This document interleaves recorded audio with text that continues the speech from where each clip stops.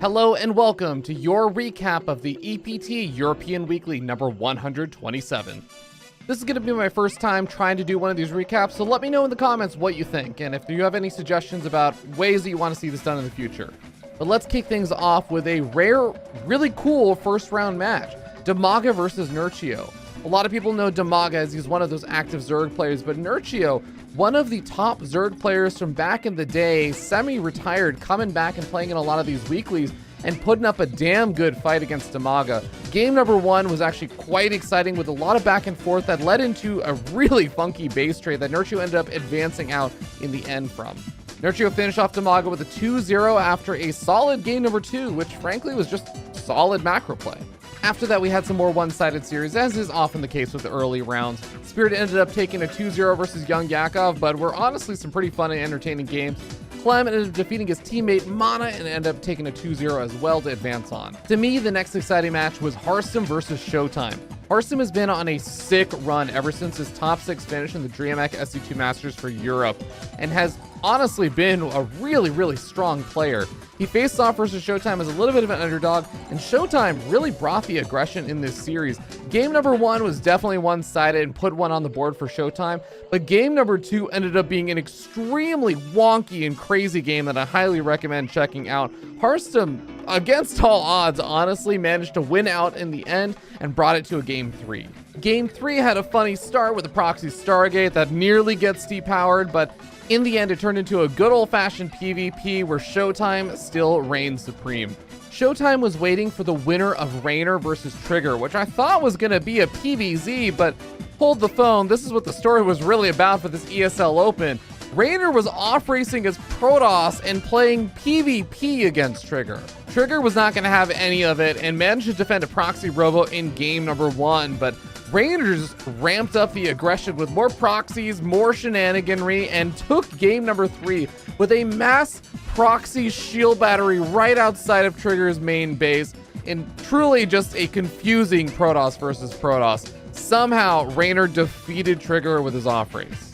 So at this point, you kind of start thinking, alright, Reynor's getting a little cheeky with some of the NA players, but now he's facing Showtime. This is where you gotta get serious with the bracket, but it turns out Reynor's version of getting serious is to continue playing Protoss as he faced off versus Showtime in a PvP. One of the best European Protoss players. No, one of the best Protoss players in the world right now. And he decides to face him down in a PvP. And guys, I don't know what to say about this series. It was crazy.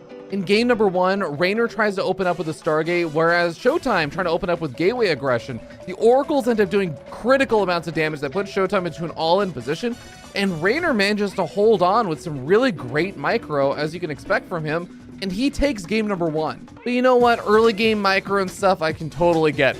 Game number two is where the real story happens here. Reynor plays a late game macro style against Showtime, which I thought was going to be a suicidal move to do against someone like Showtime. But somehow, Reynor played Protoss like a Zerg player. There's no other way to put it. He continued to macro up, he got up large armies, he did multi-prong aggression while also continued to out-expand his opponent, and somehow took the game on low gateway tech units. Honestly, I don't think I can do justice to how strange it was to watch that game number two happen. So after toppling two really solid Protoss players, Reynor advances on to face off versus Hero Marine. Now the shenanigans must end. Or so I thought. Reynor continues to say, I will go Protoss for every single series of this event. He faces off versus Hero Marine, Big Gabe, the king of the weekly, who has also got an absolutely killer TVP these days. In game number one, Hero Marine takes a massive lead off of some Widowmine drops, and frankly made it look like this series was going to put an end to Reynor's shenanigans as Protoss player. Game number two is where things got a little bit weird. Apparently Reynor's strategy for playing Protoss is not just exclusive to PvP. He really feels like you should just play Protoss more like Zergs, and decide to go for multi-prong harassment, continuing to expand, and a lot of the game honestly playing with a lot of low-tech Stalker and Zealot-based armies. He eventually ran out of his composition with some Disruptors, some Immortals, some Archons, and ended up taking game number two.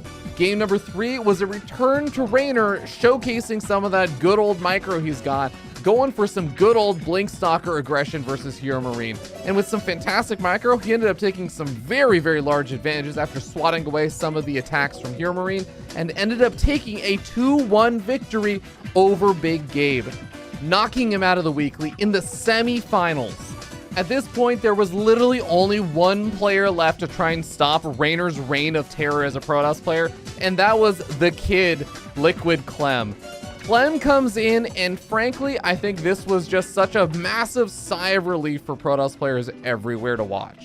Reynor continued to try his shenanigans, but Clem was on top of it. He handled the multi-prong aggression, he did his own aggression, he dodged the disruptor hits, and he ended up taking a 3-1 victory over Reynor. Kudos to Reynor for, first of all, getting to the grand finals though, and also for taking a map off of Clem at all in a best of 5 in the finals. But man, what an absolute ride. I think Reynor walked away from this EPT weekly kind of feeling like the winner, even though it was Clem who came out victorious in the end. And that wraps up our recap of the EPT European Weekly number 127. If you guys enjoyed this, please let me know. I'm considering doing this every single week for either the NA or the European Weekly, or even both. But I want to know what you guys think, if this is something you guys are actually interested in. A lot of the onus for this was that I think that there's too much StarCraft going on. So this is trying to help everyone keep up with some of the most interesting things that happen for these weeklies. With all that being said, thank you so much for watching. Consider subscribing to the channel if you did enjoy the video.